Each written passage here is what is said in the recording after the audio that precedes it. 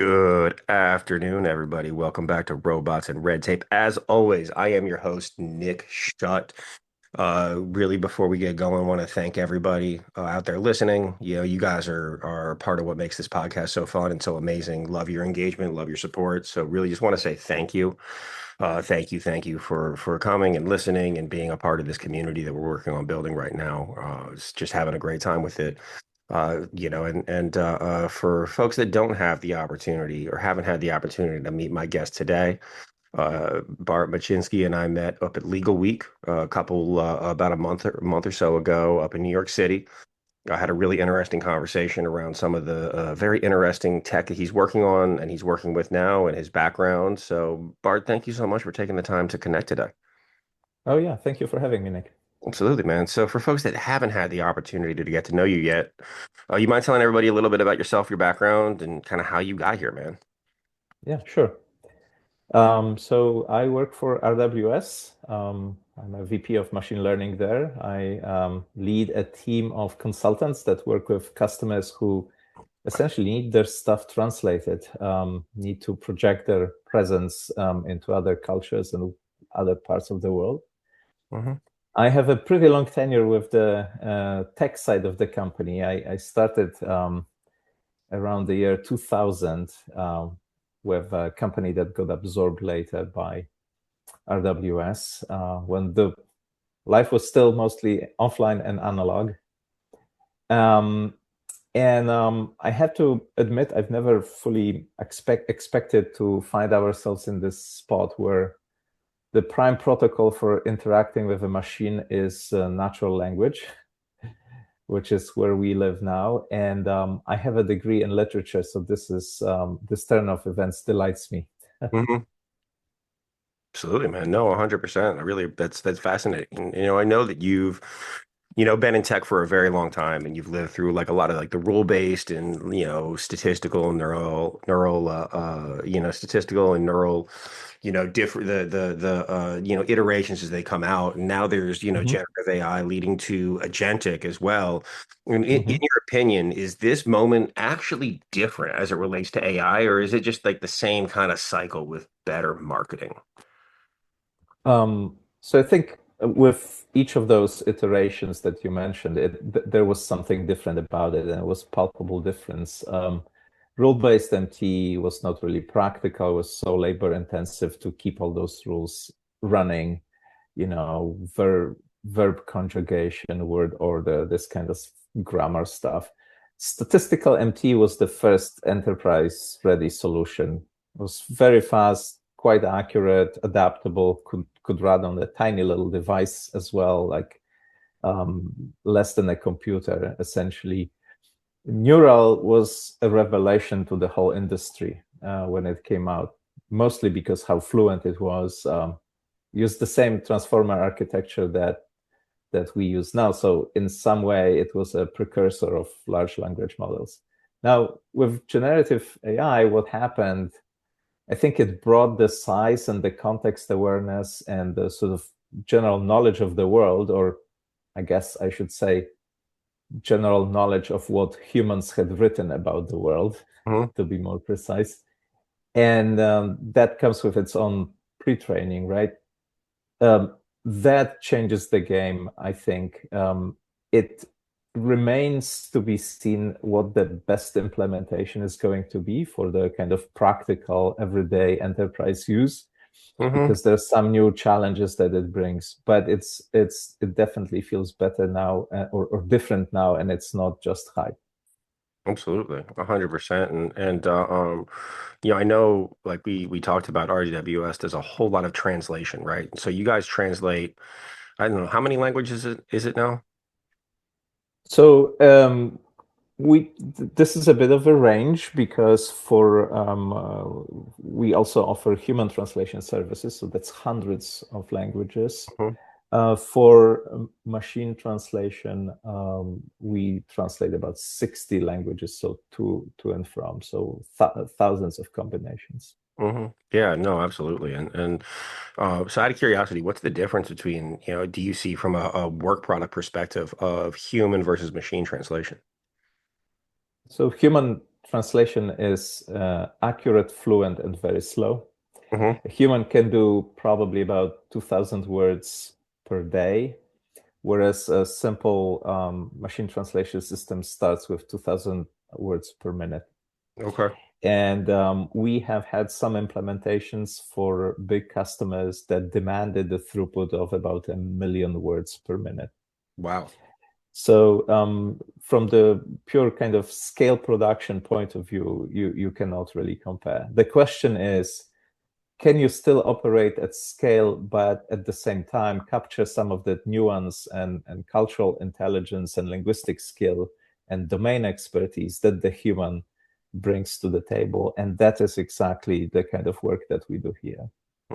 Absolutely, man. And how does the that's just what languages are easier to translate? Because I would assume that a lot of it has to do with how many or how much like tagged data there is from a translation perspective, and also culturally, right? Because words mean different things at different times, and they mean different things in Mhm. different places. How is it, which languages are easier and which ones are harder, and where do you see that gap? Is it widening or shrinking? You're absolutely right. So high resource languages, so languages for which there is a lot of written material available, are definitely easier to build into the model. Hmm. Um, so if you take languages like I don't know, French or Spanish or Chinese, there's much more material available than say Welsh, which has a relatively small community of native speakers and so on. There may be also differences that are outside of the size of the community, but related to sort of publishing culture. So, for example, there may be more Finnish or Icelandic technical publications than there are in some other languages that Swahili. have similar, right? Right. So this is the challenge for the research community. There are various techniques and methods of making it work. Um, I have to admit, for us the focus is commercial viability. If a customer comes in and says, "I want you to build me a new language," we will do the research, collect the materials, find the people that can help generate the content, and we'll make it happen. It's amazing, man. No, and do you think that how does your product differ from, like something like, one of these large language models like a ChatGPT or a Claude, who absolutely can do translation, but how does yours differ, and what do you guys bring to the table that these large models that aren't trained specifically for that for translation are what do they miss that you guys capture and vice versa? So there are two things here, right? So large language models can produce amazing multilingual output, but they are not universally better even than the older generation NMT, so neural machine translation based on simpler architectures, because it depends on the use case a lot. I think they're usually slower, they are more expensive to run, and they are potentially less optimized for accuracy. Um, Large language models are designed to generate, so they are often too eager to please and are more likely to hallucinate. And what's interesting about that is that those don't have to be, obvious nonsensical hallucinations, but things that you don't want to have in translation anyway. So, for example, a model can encounter a very specific technical term when you translate from German to English, and all of a sudden, instead of using the term in a sentence, it will explain it to you, provide the definition, and so on. That's not really what you asked for, but Hmm. it somehow at times will do that and feels that it needs to do that. Hmm. There's another challenge, and it's not really inherent in the model itself, but how those models are being sold to the market. So a lot of them come from the factory with various guardrails built into them, for alignment. So that's ostensibly to protect the public from harmful content, right? Mm-hmm. So in some applications, that's a problem. If you are a law enforcement agency and you're following some bad people online, you want to read their full unfiltered output, Right. or however awful that might be. Or if you're, I don't know, a chemical researcher, you don't want the model to censor content because it Mm-hmm. may be construed as instructions how to make a bomb, right? Mm-hmm. Mm-hmm. So with dedicated translation models, you don't have that problem because these issues have been engineered out of the model. Okay, absolutely. And I would assume that they're also more accurate. But yeah, and I think it's fascinating, and I'm sure you agree with this with your background in literature as well, Bart, is that context means everything, right? And there's Mhm. many cases where, the culture that the people that are speaking grow up in, and how that changes what words mean to them versus what they mean in broader society or what they meant, 30 years ago.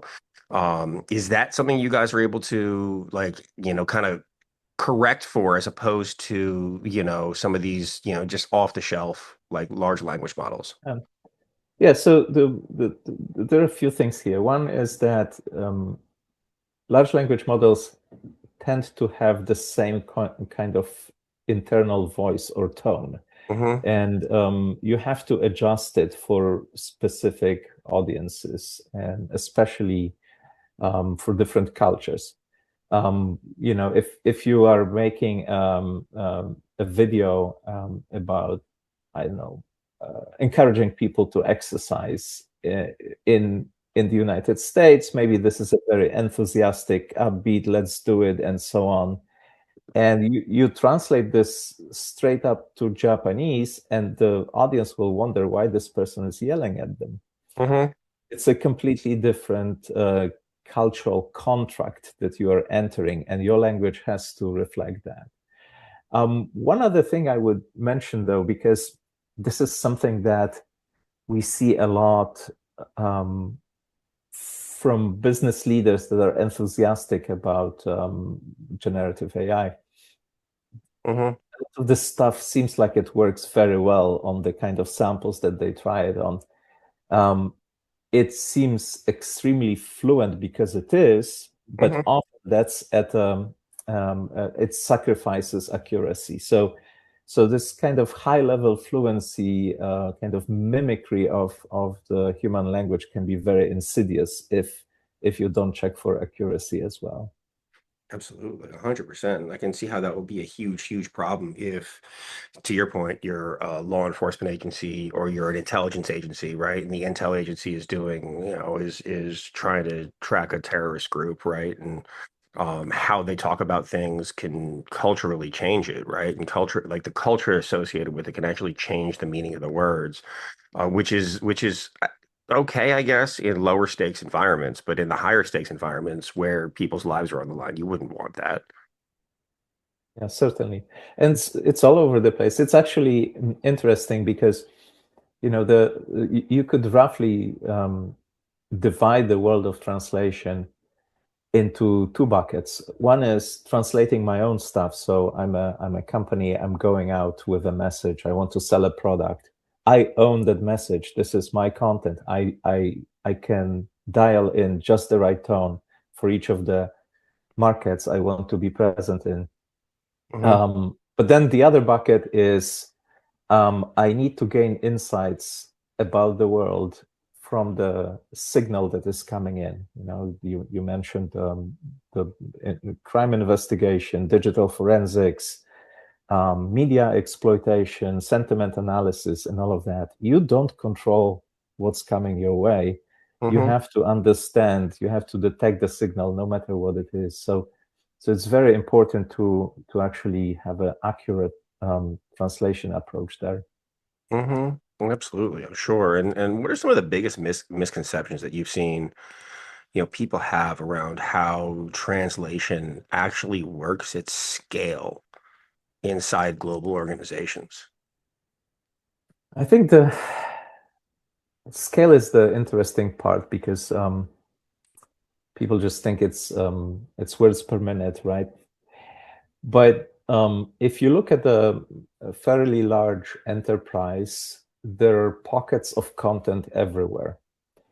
There can be hundreds of content repositories. There can be thousands of content types, external facing, internal facing. Think of making a car and going to market.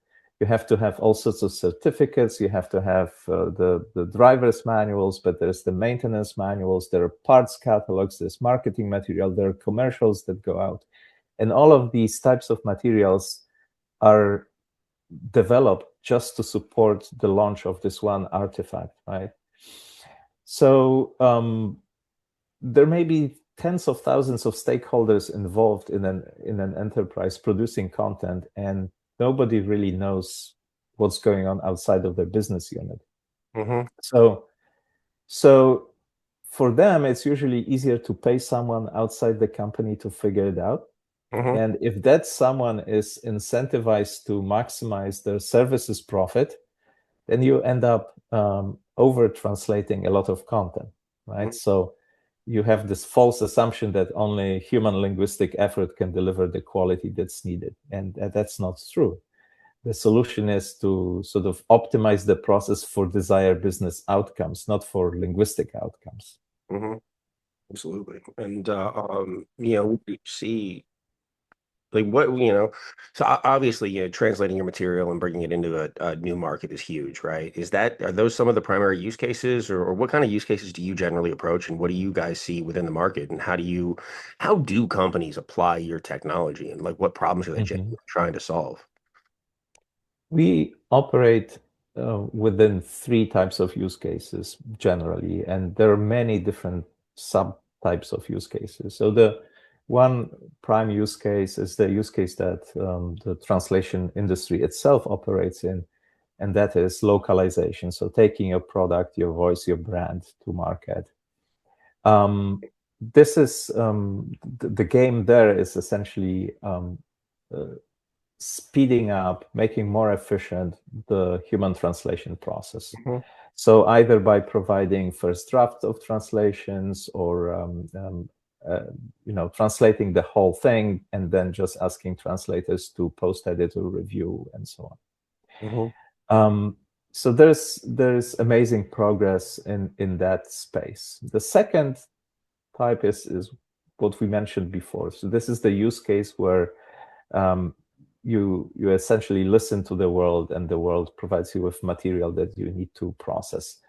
The way I like to think about it is making other systems multilingual, because you may have your e-discovery platform that is operating in a single language. You make it multilingual. There is I don't know, digital forensics platform. There's complaint management platform, maybe pharmacovigilance platform for pharma. Hmm. All of these are built to detect signals in most cases in a single language, and we kind of flatten the hill for them. We convert everything to English. This use case is very different because you don't care as much about fluency here. You want accurate translations that can scale very, very high speed, very big throughput. And there are also peripheral functions that are like, do I always know what language this is? So maybe I need to do language detection as well, right? Hmm. And the third use case is interesting because it's business use case where you have an enterprise or an organization operating across language barriers. You have professionals on a day-to-day basis, but they are not allowed to use publicly available translation, cloud translation solutions because of intellectual property restrictions, data residency restrictions. They don't want to lose trust of their customers and so on. So we come in with what we call secure enterprise translation portal. Hmm. We built it into your infrastructure. We even have an option to run it on premise Hmm. if you want to. So we can deploy it in almost any country. Hmm. And you can have your own models with your own dictionaries that are, closer to your own domain. And you can rest assured that the data is not going to go anywhere. So these are the three main use case categories where we operate, and we've seen success in all three of them. Absolutely. I'm sure considering you guys have been at this for so long, you're seeing success in all of them. And now, I mean, how do companies, at like the tactical level, how do companies bring you their data? Do they just like, do they just give you PDFs? Like, do they upload printed things? Like, Mm. and because like as I think about this, and I think about, AI products in general and how they're deployed, right? A lot of times people and people make assumptions around, data being cleaner than it actually is, right? And more structured than it actually is, and that can affect output, right? So I would assume that there's some kind of, ontology or taxonomy layer you're building into all of this. How does that work, and how do you deal with clients that have messy data as opposed to clean data? So this is a very complex question, but I'll try to handle it. Hmm. So first of all, for people from outside of the translation industry, one thing that may be new is that um, a human translation process generates a structured bilingual artifact known as translation memory. Hmm. So this is a database of sentences that have been translated and approved by humans. And over pretty much every big customer has them, or their vendors have them. And over time, these translation memories can grow and grow and have hundreds of thousands of sentences in them. And in fact, a few years ago, when we built a new generation of our system, we Hmm. said, well, we want to train these models on customer translation memories. Well, how big can they grow? We will allow them to be up to 3 million examples, which seemed like a lot at the time. And then about a month later, a customer rolled through the door who had 26 million examples in their translation memory, and we had to redesign the platform. I had never seen such a big TM before, and it turned out it was media and entertainment script Hmm. translation that had a lot of examples. So that makes it easy for the translation industry, perhaps in ways that's easier than many other industries that are now working with AI, that we have access to this structured data. But then you have cases where you don't have that. Hmm. You may have just some examples. You may have a general sense of the domain. In cases like that, we would use other ways. We could generate synthetic data. We could use context engineering to fine-tune the model for a particular domain. Hmm. And I think no matter how you do that, what's really important is that you design an evaluation framework to see if your method is performing. That's really key and sometimes missing from solutions. Yeah, and how do you what do you think about the viability of synthetic data versus real data, and how does that and how does that affect the accuracy of the translation? What have you seen as it relates to that part? I mean, there are some risks there, but those risks are not greater than using a bad translation memory, for Hmm. example, right? Because even, if you look at the last 15 years of translation history for a given enterprise, well, if they are a successful enterprise, their landscape of their product and solutions did not stand still. There was some evolution there, maybe even revolution. So there is a domain drift in the translation memory. So there's always a chance that the system the data you train your system on is not the data you end up using the system on in the Hmm. future. I think that now with large language models, nobody's going to use large data to retrain the model for a particular domain. And there are other techniques like retrieval augmented, in this case, translation, that can steer the model performance in a particular direction.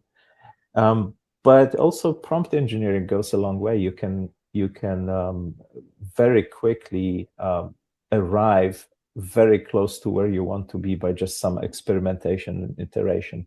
I think what's really critical is having the right people to do it, the people that can understand the sort of cultural nuance or the domain specialty, and rather than just a bunch of engineers trying to make it work. Hmm. Absolutely. No, 100%. And I think it's really interesting to see how these different implementations and the different styles of implementation are actually being played out in real time, right? And I know that like LLMs and agentic solutions are like the really, really hot thing right now. Everybody's talking about them.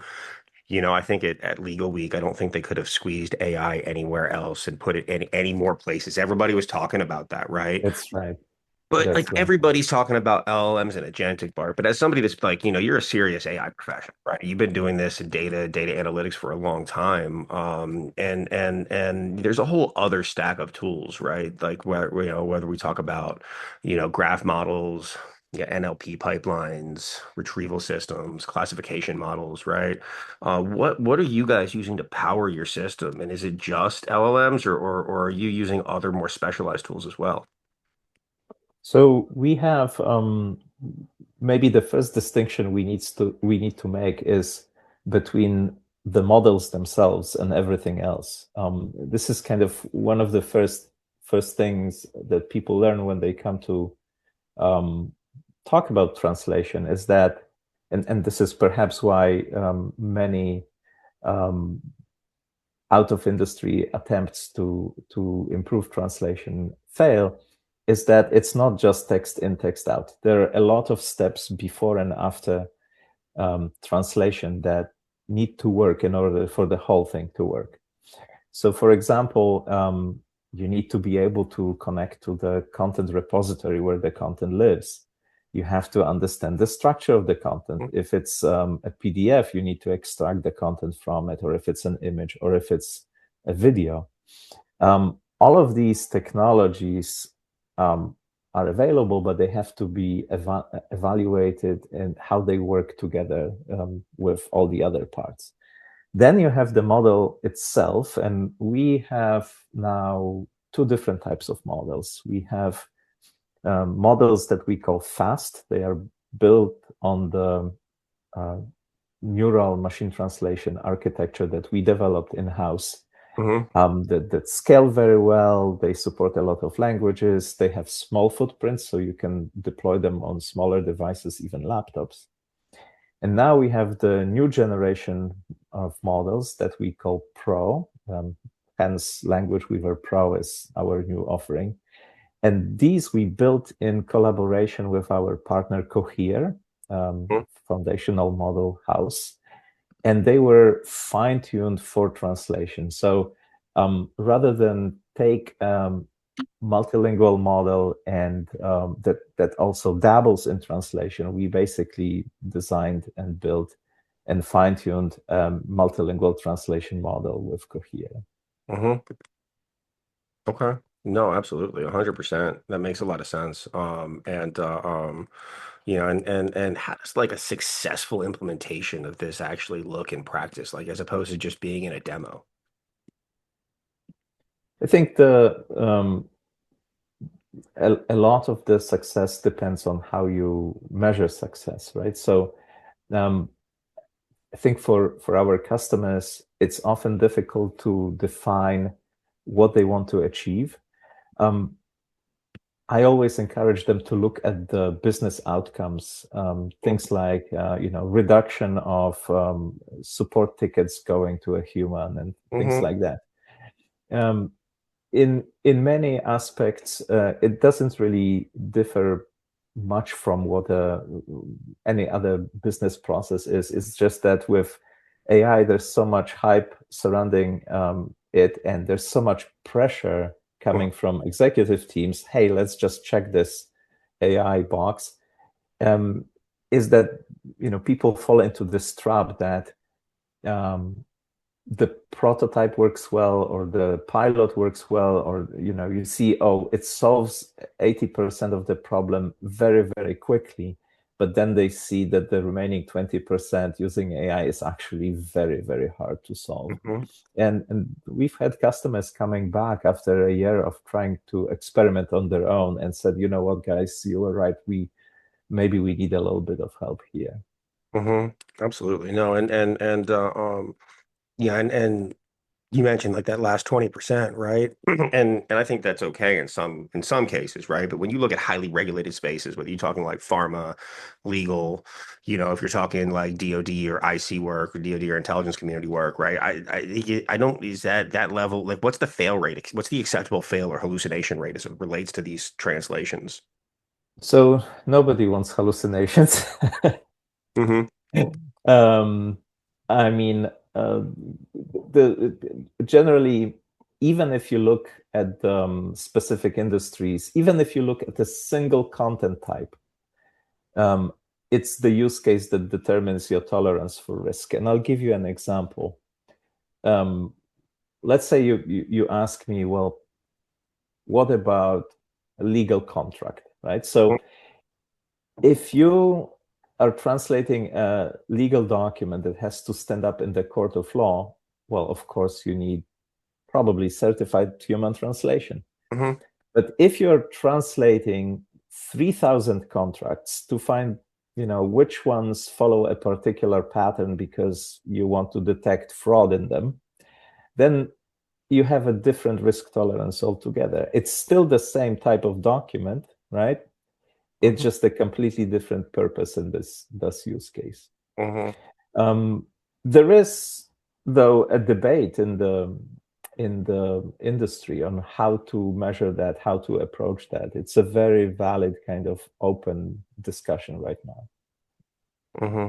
Absolutely. And is that just, I think that just reiterates the need for like having a human in the loop and having a human reviewer on this, right? Yes, and this is another robust discussion in the industry. Are we endangering the profession of a translator? Are we moving to fewer translators and all of that? And Mhm.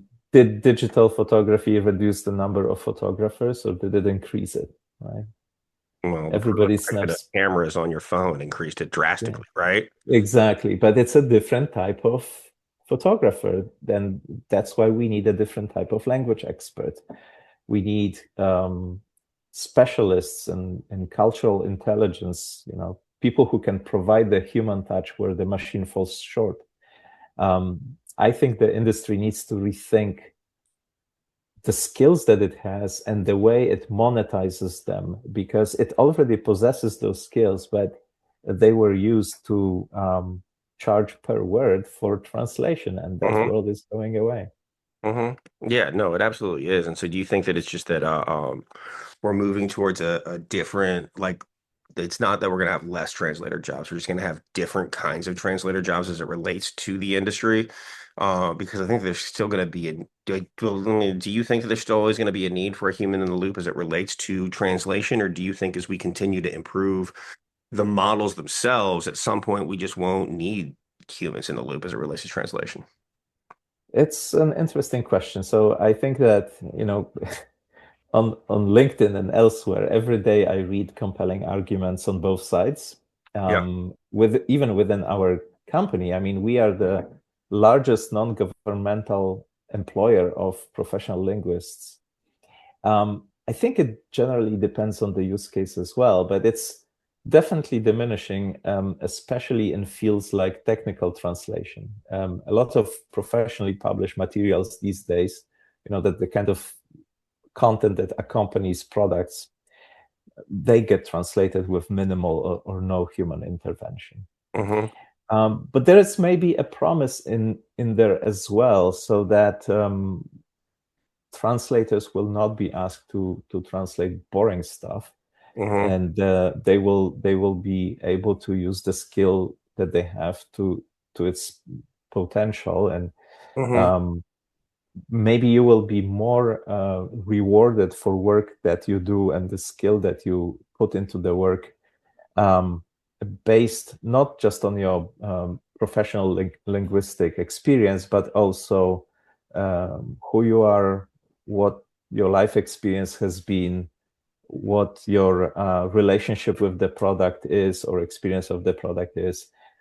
So this kind of um, micro targeting of translation is going to produce a new demand for the translation delivery. Yeah, and do you guys do like live so obviously I can give you a whole bunch of stuff to translate. You can do that. Is like, what do you think about like having or do you guys have like apps where you and I could have conversations speaking different languages and just translate in real time? Is that doable? Or and how do Yes. you go ahead? Yeah, it's doable. The key is here, what other parameters in your use case you also have to um, um, obey. So the, it's relatively easy to build this, say, on your phone and then dial into basically a cloud server somewhere and do the heavy lifting. But if you are a border patrol officer or a law enforcement officer and you are interviewing a witness of some crime, and you, or if you are,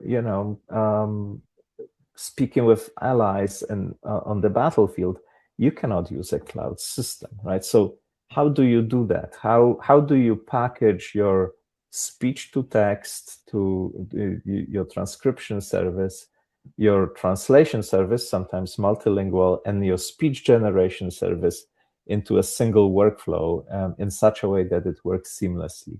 Hmm. This is what we're working on. We're coming up with we call it a secure multilingual interview kit. We are packaging it onto a single laptop that will allow people to go to a room and have a secure multilingual conversation Hmm. without any internet connection. That's fantastic. Oh, that's absolutely fantastic. And I think that that's like as you think about, the proliferation of wearables, right? And wearable technology, is like why can't, my AirPods listen to you talking in a different language Mhm. and just automatically translate it and feed it into my ear, right? Like, and also why can't you put the same tone on it and the same, as well? Does it have to be austere? I don't know. Austere is not the right word. Flat, maybe? What's the right word? What's the word I'm looking for, Ro- Bart? Robotic, I think, That's it. maybe. That's one of them. Right. But yeah, that one works. Right. Yeah. Yeah, no, you're absolutely right. And there are many attempts already to solve this problem. Most of them rely on the cloud doing the heavy lifting. But I'm a technology enthusiast. I believe that all of these kind of engineering side of things are going to be solved. Like the models will be smarter and smaller and less demanding of compute and less expensive to run and so on. We just need to learn how to implement that within the whole solution. Do you think that's more done like as a small language model that you can run locally on like on an iPhone or something, as opposed to having to require cloud connection? And is that something that's doable now? I think it's the future. We will see applications for smaller language models, definitely. I run a few smaller models on my various computers at home, and for the kind of things I need them for, they perform well enough, and I don't have to subscribe to another system. Yeah, no, I think that you're right. I think small language models are the way of the future. And um where do you think the value is shifting from translation itself? Do you think value is shifting from like, translation itself to, workflow orchestration and data and infrastructure? Or do you think that it's like how do you see that kind of playing out and how do you see, and do your customers and your clients understand the importance of their data infrastructure?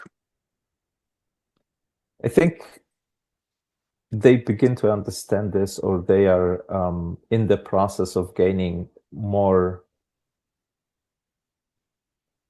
maybe not understanding, but appreciation of what it is that makes them what they are. You can think of any enterprise as a sort of a being or an entity embedded in content that they produce. That this is the differentiator, and it doesn't have to be just marketing, right? But Hmm. there are some there's marketing copy that I could read to you without the brand, and you would immediately point to the right company. Um, a lot of companies operate in industries and have to differentiate themselves from their peers, even if they speak very technical language. And they have not been doing a very good job managing those assets. They have um, a lot of decentralized material that just floats there and is not really often utilized. And the other aspect of this is if you just take an off-the-shelf large language model that was trained on publicly available material, you may have material in-house within the confines of your IT infrastructure that were never exposed on the internet, that the model has never seen. So how do you use this material to fine-tune the model?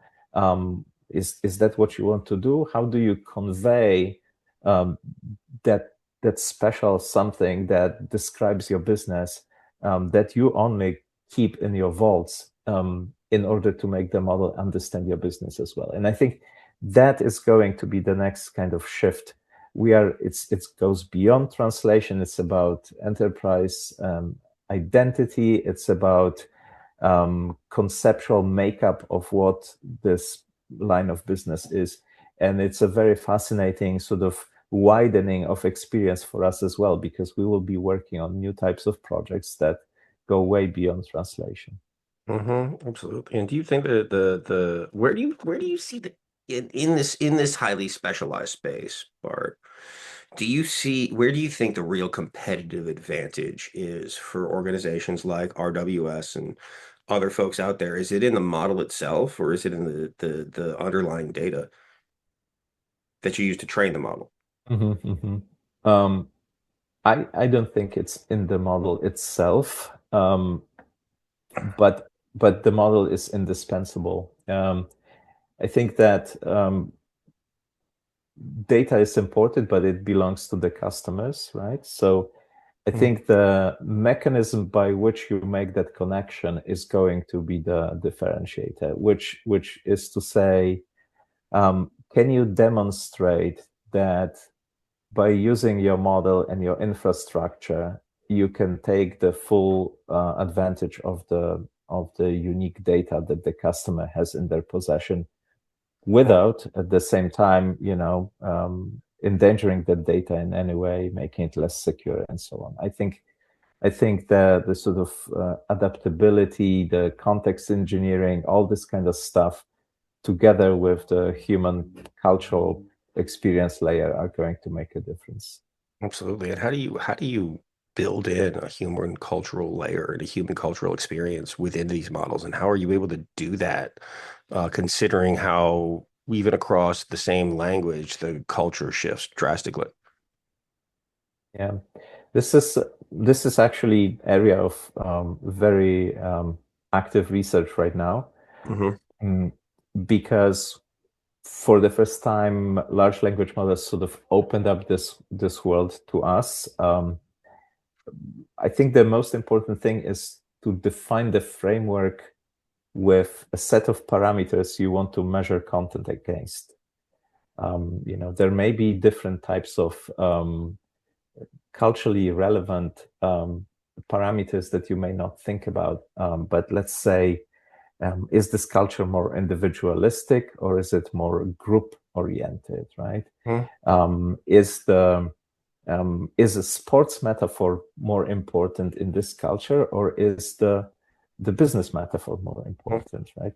I remember when I first came to the US some 20 some years ago, there were all those sports metaphors based on sports I never really watched or understood, like baseball metaphors and football metaphors that meant nothing to me. I had to adjust and learn, something out of the left field and drop the ball, and um, it, it's this is something that you can teach the model, and you basically say, okay, if you go to Japan or Poland or Spain and you want to use a metaphor to express something about your product, you're not allowed to use the metaphor that relates to this particular sport because that sport is unknown there. You need to find a functional equivalent of that in the target culture and use that.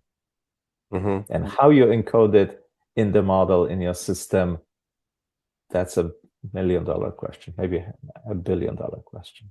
Absolutely, I'm sure. And are questions like this why these small language models like like Language Weaver are so much more important compared to the large models that are doing everything? So I mean, we have now sort of moved past the small language model in some ways, especially with the Cohere partnership. Hmm. But we still build the model for one particular type of action, which is translation. But it is on that basis that we can build all this other infrastructure. So we're not going to do, we're not building vision models. We're not building self-driving cars, right? Right. We're not detecting anomalies in X-rays. Hmm. We work with natural language and Hmm. everything that pertains to it. I think one of the advantages that we have is this whole human capital and all those skilled linguists that can help us navigate that. Hmm. Yeah, absolutely. No, 100%. So, as you think about, you're talking to folks that are out here and, and are looking at, translation services, like what's the value of for them to working with somebody like an RWS? So, that's a highly specialized, highly niche tool as opposed to one of these larger models that's trained to do a lot of different things. Right. Well, I would say that you invested a lot in your business in making it what it is and projecting your brand to the world. And part of it was generating all the content that makes you what you are. And we appreciate that. We don't think that one size fits all. And that's why more custom, adaptive, specialized, fine-tuned approach is better for you. Absolutely. No, 100%. Bart, is there anything else you'd like to add? Is there anything I missed, as in this conversation? I don't think so. I would want to point out, though, that you know what's really different, and maybe this is kind of a bookend to the conversation that we started with, sort of from this direction. You ask what's really different about this generative AI Hmm. thing is that I think for the first time we feel that the translation technology is coming from outside of the translation industry or academia and so on. It's the big business that suddenly took interest in language and created large language models. And this is a blessing for us in some ways because we have access to all this wonderful technology, but it can be a curse for our customers because it creates providers with claims to know about language where really they are just tech providers and don't have any linguistic expertise that can be projected onto their product. And that's where we can help bridge the gap. Absolutely. No, 100%. And that makes a lot of sense, especially as you think about the nuances around language, right? And how much is communicated, in language and how that, how important it is to be precise with the words. It's not about using any word that works, it's about using the right word and the best word, right? And so to make sure you're conveying your meaning. So I really appreciate that, Bart. And man, I really appreciate you coming on today. I think it was a really interesting conversation around some, nuts and bolts related to AI and this very specific use case, man. Well, thank you for having me. Absolutely. And everybody out there, thank you so much for listening to Robots and Red Tape. As always, I am Nick Schutt, and I hope you're having a wonderful day.